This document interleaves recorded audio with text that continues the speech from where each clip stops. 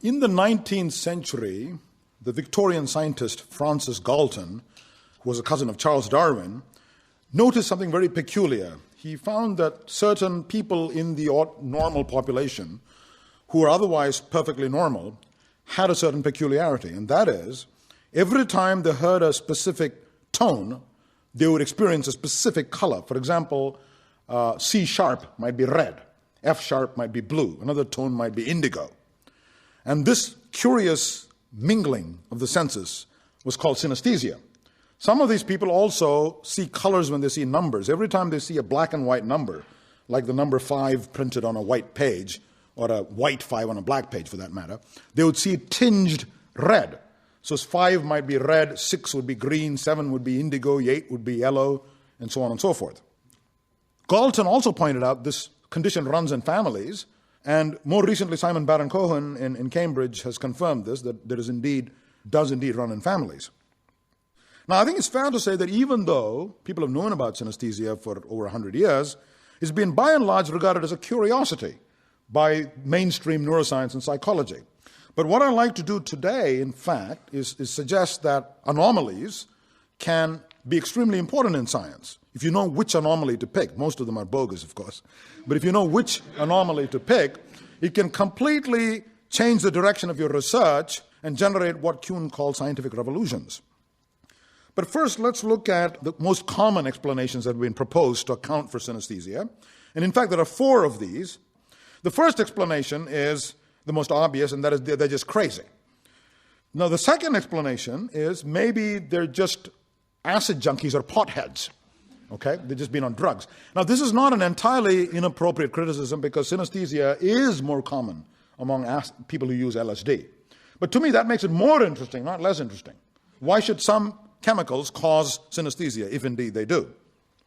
The third idea is that maybe these people are just remembering childhood memories. For example, maybe they were playing with refrigerator magnets, and 5 was red and 6 was blue and 7 was green, and for some reason they're stuck with these memories. But this never made much sense to me because why would it then run in families? You'd have to say they're passing the same magnets down. Or the propensity to play with magnets runs in families or something like that. Anyway, it didn't make much sense, but it's something you have to bear in mind. The fourth explanation is more subtle, and it invokes sensory metaphors. If you look at our ordinary language, it's replete with synesthetic metaphors, cross-sensory metaphors, such as, for example, if you say cheddar cheese is sharp. Well, cheese isn't sharp. You can take a piece of cheese, rub it on your skin. It's actually soft. So why do you say it's sharp? Well, you say, oh, no. What I mean is it tastes sharp. It's a metaphor. But this is circular. Why do you use a tactile adjective, touch, sharp, for a taste sensation? Now, the problem with this explanation is that in science, you can never explain one mystery with another mystery. Saying that synesthesia is just a metaphor doesn't explain a damn thing because we don't know what a metaphor is or how it's represented in the brain. And indeed, as we go along, what I'd like to do is to turn it upside down and suggest the very opposite, that synesthesia is a sensory phenomenon whose neural basis you can discover in the brain, and that in turn can give you an experimental foothold for understanding more elusive aspects of the mind, such as what is a metaphor. So why has it been ignored? There's an important lesson here in the history of science. And I think in general it's fair to say that for a curious phenomenon, an anomaly, to make it into mainstream science and have an impact, it has to fulfill 3 criteria. And that is, first, you have to show it's a real phenomenon. Second, you have to have a candidate mechanism that explains what it might be. And third, it has to have broad implications. What's a big deal? So what? Who cares? Okay. So for example, if you take telepathy, okay, telepathy has vast implications if true. So the third criterion is fulfilled. But the first criterion is not fulfilled. It's not repeatable. We don't even know if it's true. It's probably bogus. Another example would be bacterial transformation. If you take one species of bacteria, pneumococcus, and incubate it with another species of bacterium, the second species actually becomes transformed into the first species. And you can do this just extracting the chemical, the DNA, and then use that to induce the transformation. And this was reliably repeatable. Many times it was repeated. It was published in a prestigious journal.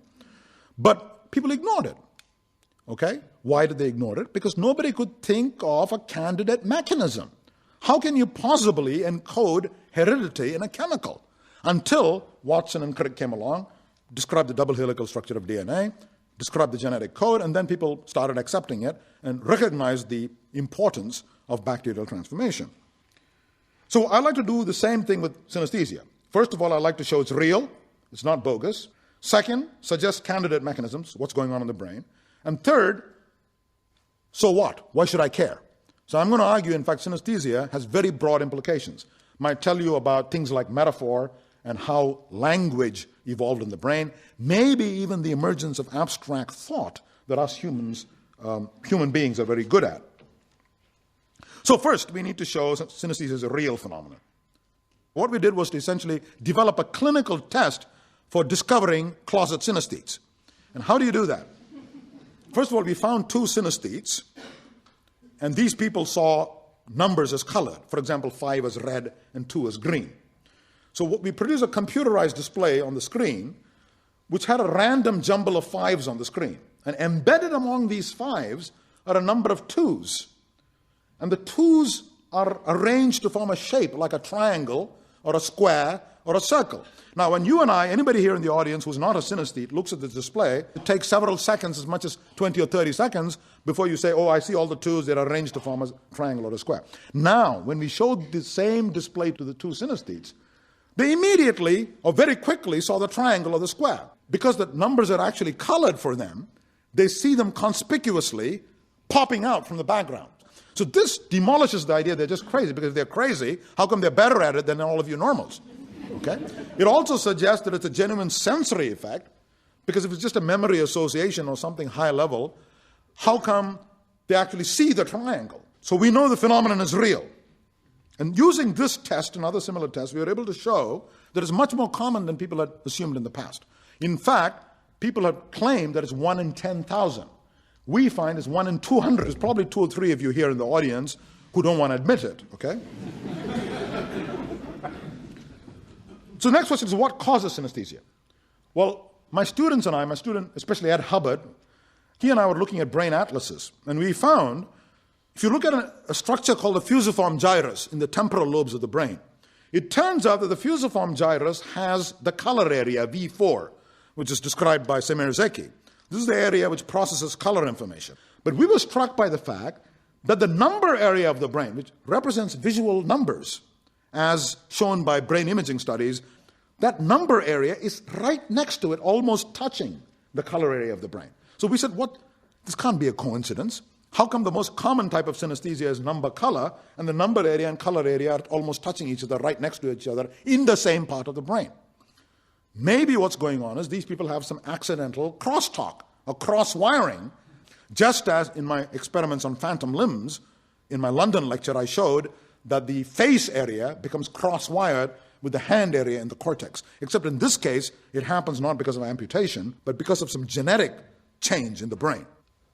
And now we've done imaging experiments on people with synesthesia and showed that if you show just black and white numbers, they get activation in the color area. Now the next question is, why does this cross-wiring or cross-activation occur? Well, remember I said it runs in families. Well, this suggests there's a gene or set of genes involved. What might this gene be doing, this bad gene? Well, one possibility is we are all born with excess connections in the brain. In the fetus, there are many more redundant connections than you need, and then you prune away the excess connections to produce the modular architecture characteristic of the adult brain. Okay, like Michelangelo chipped away everything that doesn't look like David to produce David. Okay, that's how you generate a brain. Okay, so I think what's happened in these people is that gene is defective, and therefore there's defective pruning, so there's cross-activation between adjacent regions of the brain.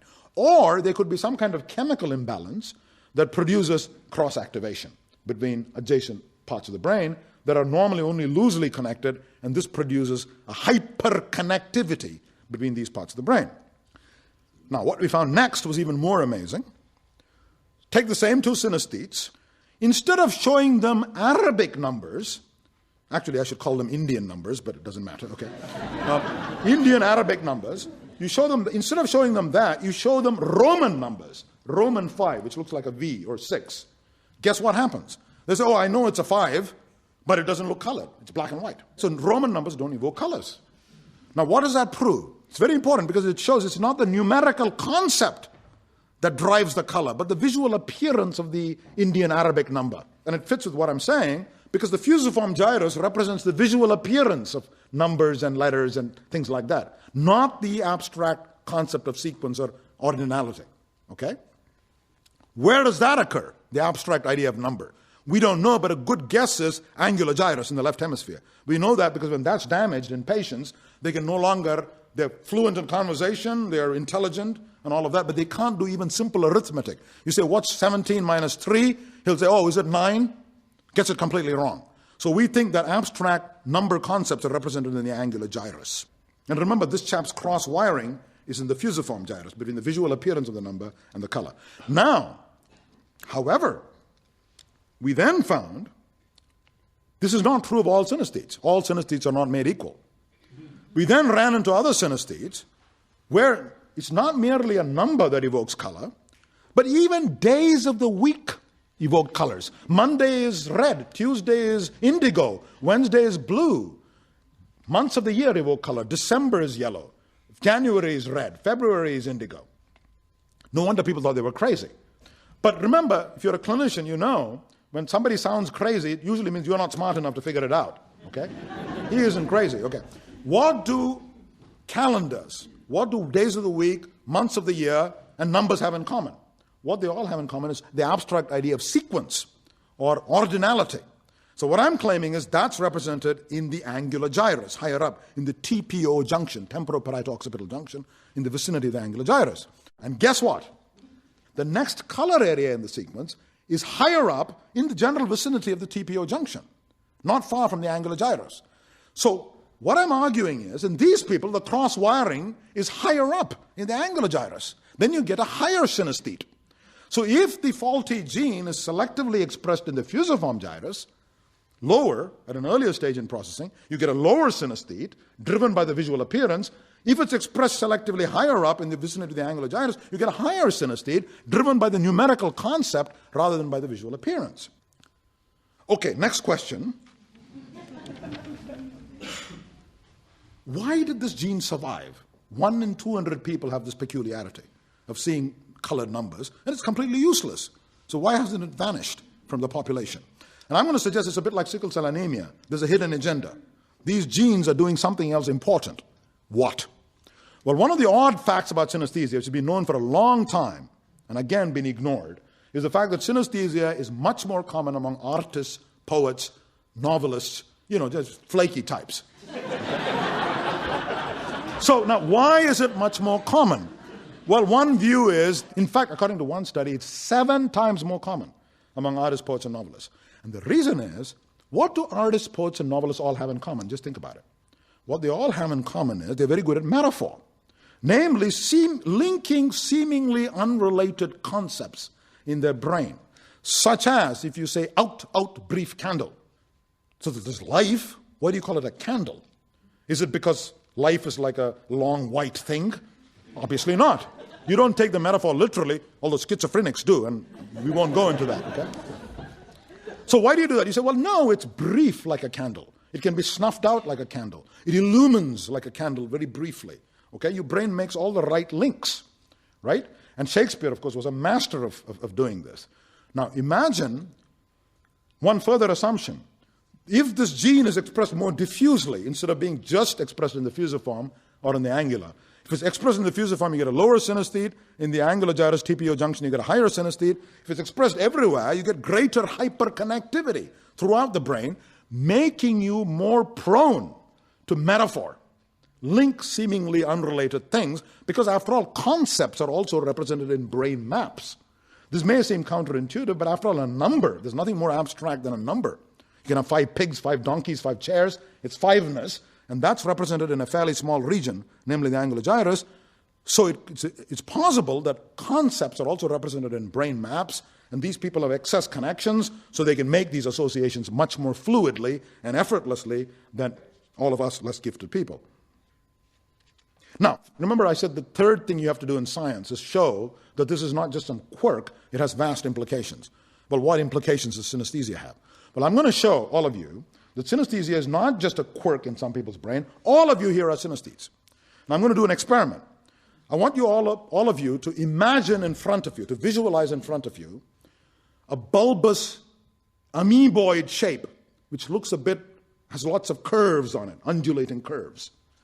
And right next to it, imagine a jagged, like a piece of shattered glass with jagged shapes. And just for fun, I'm going to tell you, this is Martian alphabet, okay? Just as in English alphabet, A is A, B is B, you've got each shape with a particular sound. This is Martian alphabet. And one of these shapes is Kiki, and the other is Booba, okay? And I want you to tell me which is which. How many of you think the bulbous shape is the Kiki? Raise your hands. Well, there's one mutation there. In fact, what you find is, if you do this experiment, 98% of people say the jagged shape, the shattered glass, is Kiki, and the bulbous amoeboid shape is a Booba. Now, why is that? You've never learned Martian, and nobody here is a Martian. Well, the answer is you're all synesthetes, but you're in denial about it. And I'll explain. Look at the Kiki, and look at the sound Kiki. They both share one property. The Kiki visual shape has a sharp inflection, and the sound Kiki, represented in your auditory cortex and the hearing centers in the brain, also has a sharp, sudden inflection of the sound. And the brain performs a cross-modal synesthetic abstraction, saying the only thing they have in common is the property of jaggedness. Let me extract that property. That's why they're both Kiki. Okay? Fine. So what? Well, I'll explain. We have taken the same patterns I've just told you about, the Booba Kiki, and shown it to patients who have damage to a very small lesion in the angular gyrus of the left hemisphere. And guess what? If you show them these two shapes and ask them to associate Kiki with the two shapes, Kiki and Booba, they're at random. And by the way, we don't use just these two shapes. We have a whole set of them. And they cannot do this cross-modal associations, even though they're fluent in conversation, they're intelligent, they seem normal in other respects. Now, this makes perfect sense because the angular gyrus is strategically located at the crossroads between the parietal lobe, concerned with touch and proprioception, the temporal lobe concerned with hearing, occipital lobe concerned with vision. So it is strategically placed to allow a convergence of different sense modalities to create abstract modality-free representations of things around you. Now, think of what this involves. Think of the jagged shape and the sound, Kiki. They have nothing in common. One is photons hitting the retina in parallel, and the other is a sharp sound hitting the hair cells sequentially. But the brain abstracts the common denominator, saying, but jaggedness is common, or the property of undulation is common. So what you're seeing here in the angular gyrus is the beginnings of the property that we call abstraction, that us human beings excel in. Okay? And another point I'd like to make is, why did this ability evolve in humans in the first place? Cross-modal abstraction. Well, it turns out if you look at lower mammals, compare them with monkeys, then compare them with the great apes, and then with humans, there's a progressive enlargement of the TPO junction and angular gyrus. Okay, almost an explosive development, and it's especially large in us humans. Why? Well, I think this ability evolved because you imagine your ancestors scurrying up on the treetops, trying to grab branches, jumping from branch to branch. They've got a visual horizontal branch, and then they have to adjust the angle of the arm and the fingers so that the proprioceptive map has to match the horizontality of the visual appearance. And that's why the angular gyrus became larger and larger. But once you develop this ability to engage in cross-modal abstraction, that structure in turn became an exaptation for other types of abstraction that us humans excel in, be it metaphor or any other type of abstraction. So that's the claim being made here. Now finally, I would like to turn to language. How did language evolve? This has always been a very controversial topic. And the question is, look, here we have this amazing ability called language with all the nesting of clauses, this hierarchical structure of language, this recursive embedding of clauses, an enormous lexicon, and it's an extraordinarily sophisticated mechanism. How could it possibly have evolved through the blind workings of chance, through natural selection? How did we evolve from the grunts and howls and groans of our ape-like ancestors to all the sophistication of a Shakespeare or a George Bush? Okay?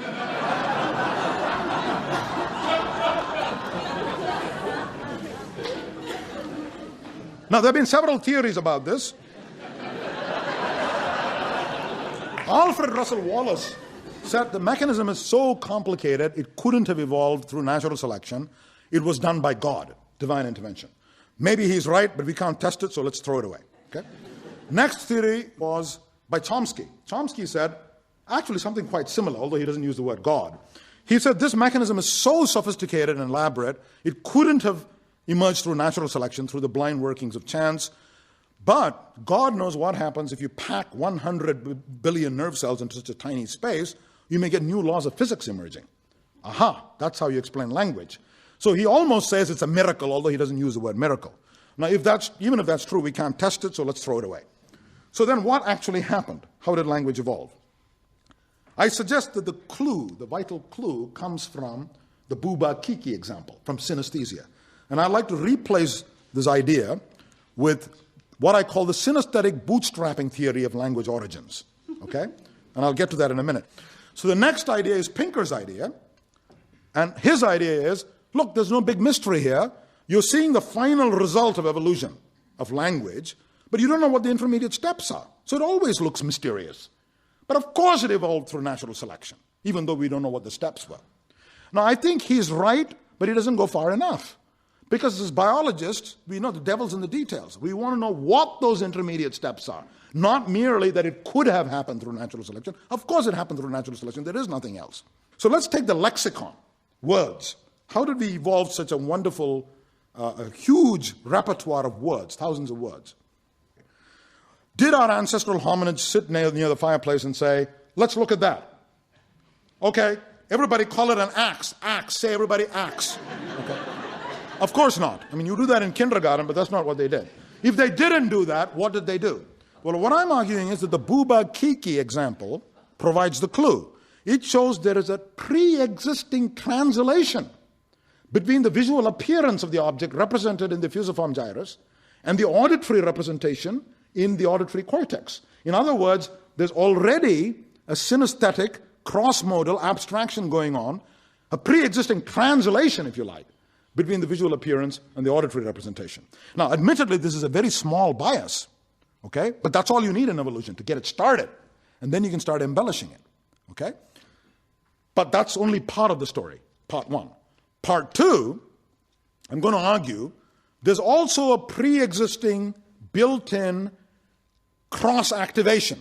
Just as there is between visual and auditory, the Booba Kiki effect, there's also between visual in the fusiform and the motor Broca's area in the front of the brain that controls the sequence of activations of muscles of vocalization, phonation, and articulation, lips, tongue, and mouth.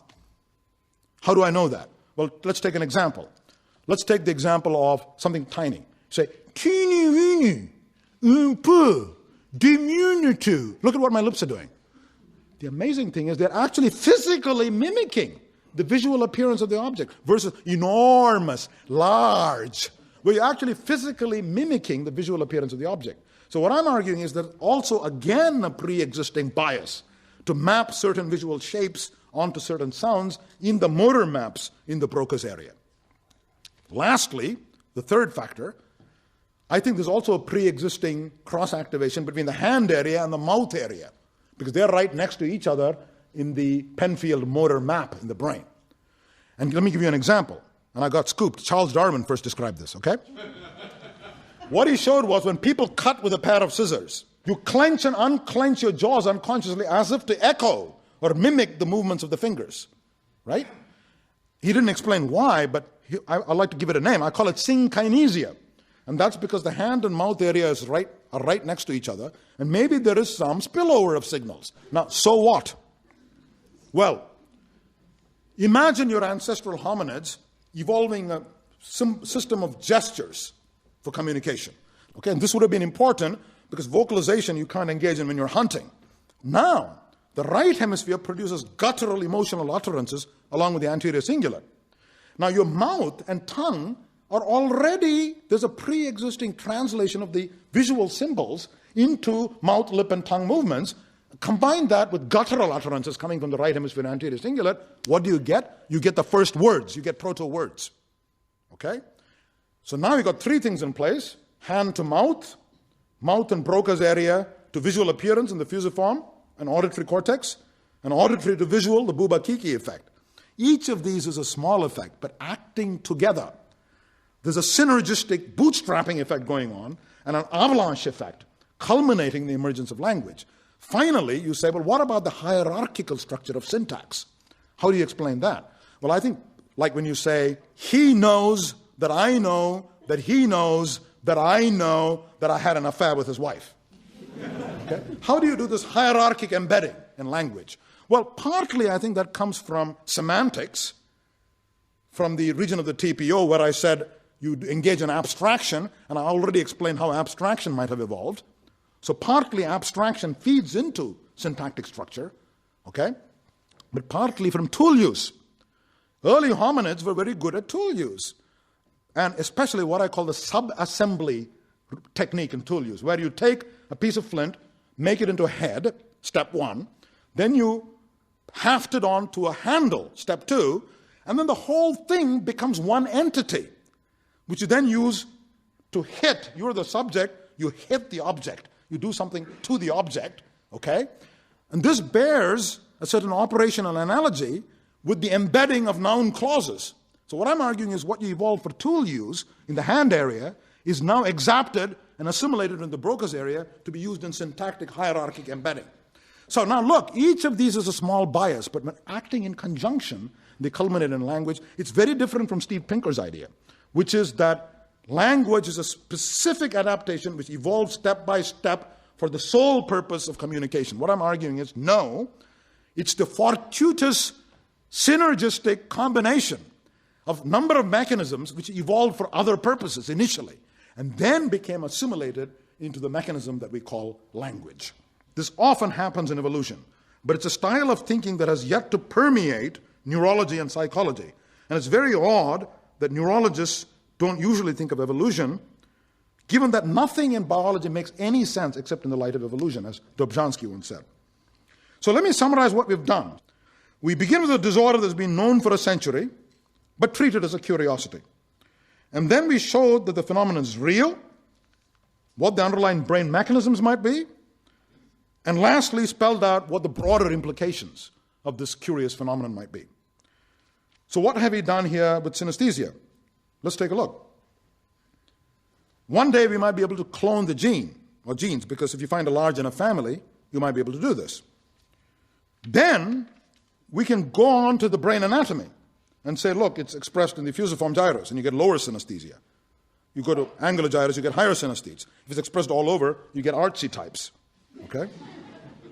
Then from the brain anatomy, you go to detailed perceptual psychophysics. Either the pop-out effect, the 2s against the 5s, which you can measure, and then finally all the way to understanding abstract thought and how it might have emerged, metaphor, Shakespeare, even the evolution of language. All of this in this one little quirk that people used to call synesthesia. So I agree wholeheartedly with what Huxley said in the last century, just across the road here at the University Museum. Contrary to Benjamin Disraeli's view, or the views of Bishop Wilberforce, we are not angels. We are merely sophisticated apes. Yet we feel like angels, trapped inside the bodies of beasts, craving transcendence, and all the time trying to spread our wings and fly off. And it's really a very odd predicament to be in if you think about it. Thank you.